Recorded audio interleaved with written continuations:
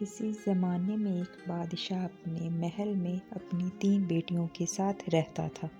اسی محل کے قریب ایک چشمہ بہتا تھا جس کے قریب ایک فوارہ بنا ہوا تھا۔ بادشاہ کی سب سے چھوٹی شہزادی اس فوارے کے قریب بیٹھ کر ایک سنہری گیند سے کھیلا کرتی تھی۔ ایک دن کھیلتے ہوئے گیند اس کے ہاتھ سے اچھل کر فوارے میں ڈوب گئی تو شہزادی چلانے اور رونے لگی۔ اتنے میں ایک مینڈک نے پانی کے اندر سے اپنا سر نکال کر جھانکا اور پوچھا کہ تم کیوں چلا رہے ہو؟ شہزادی نے کہا کہ میری سنہری گیند پانی میں گر گئی۔ مینڈک نے کہا میں تمہاری گیند لا تو دوں گا مگر بدلے میں مجھے کیا ملے گا؟ شہزادی بولی میں تمہیں اپنے قیمتی کھلونے، ہیرے جواہرات کی حتیٰ کہ اپنے سر کا تاج بھی دے دوں گی۔ نہیں، مجھے ان سب چیزوں کی کوئی ضرورت نہیں، مینڈک نے کہا۔ اس کے بدلے میں تمہارے ساتھ کھانے کی میز پر بیٹھ کر تمہاری پلیٹ میں کھانا اور تمہارے گلاس میں پانی پینا چاہتا ہوں۔ اگر تم میری ان خواہشوں کو پورا کرنے کا وعدہ کرو تو میں پانی سے تمہاری گیند لا دوں گا۔ شہزادی نے اس کا مطالبہ مان تو لیا مگر ذہنی طور پر حصے دار بنانے کے لیے تیار نہ تھی۔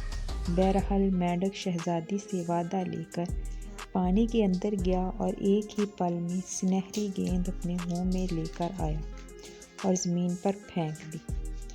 شہزادی بہت خوش ہوئی اور گیند لے کر محل کی طرف بھاگ کھڑی ہوئی۔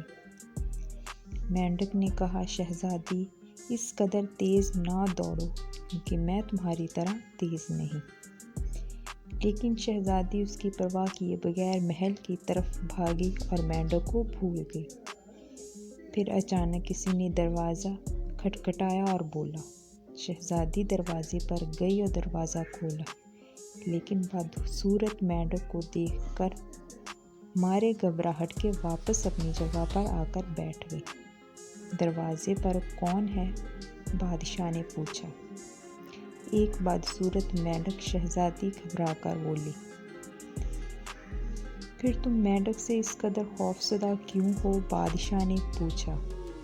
ابا جان، گزشتہ کل میری گیند فوارے میں گر گئی تھی تو اسی مینڈک نے مجھے گیند لا کر دی تھی اور بدلے میں وہ میرے ساتھ میری پلیٹ میں کھانا کھانا چاہتا ہے۔ کیا تم نے اس سے وعدہ کیا تھا؟ بادشاہ نے پوچھا۔ شہزادی نے کہا جی پیاری بیٹی، پھر تو تمہیں اپنا وعدہ پورا کرنا ہی ہوگا، بادشاہ نے کہا۔ تب شہزادی مینڈک کو اندر لے آئی۔ مینڈک نے کہا شہزادی مجھے سہارا دے کر میز پر بٹھاؤ۔ پہلے تو شہزادی ہچکچائی مگر جب بادشاہ نے حکم دیا کہ تم نے جیسا وعدہ کیا ہے ویسا کرو۔ جب شہزادی نے اسے اپنے ساتھ کھانے کی میز پر بٹھایا، چونکہ اب میں نے بہت کھا لیا ہے اس لیے اب میں تمہارے کمرے میں سونا چاہتا ہوں، مہربانی کر کے تم مجھے اپنے کمرے تک لے چلو، مینڈک نے کہا۔ شہزادی نے چلانا شروع کیا تو بادشاہ نے غصے سے کہا جس طرح وہ کہہ رہا ہے کرو۔ آخر کار اس نے مینڈک کو اٹھایا اور اپنے آرام گاہ تک لے گئی۔ اب تم مجھے اپنے بستر پر رکھو، میں تمہارے بستر پر سونا چاہتا ہوں، مینڈک نے کہا۔ اب تو شہزادی کا منہ سرخ ہو گیا اور اس نے مینڈک کو اٹھا کر دیوار کی طرف پھینک دیا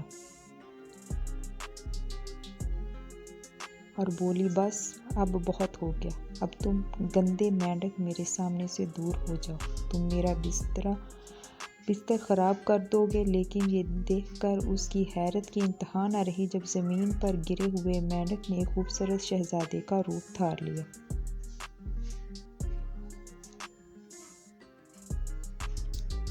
میں اپنی ریاست کا ایک شہزادہ ہوں، کسی نے مجھ پر جادو کر کے مجھے مینڈک بنا دیا تھا لیکن اب تم نے مجھے اس جادو سے آزاد کر دیا، تم بہت اچھی اور مہربان ہو، شہزادے نے کہا۔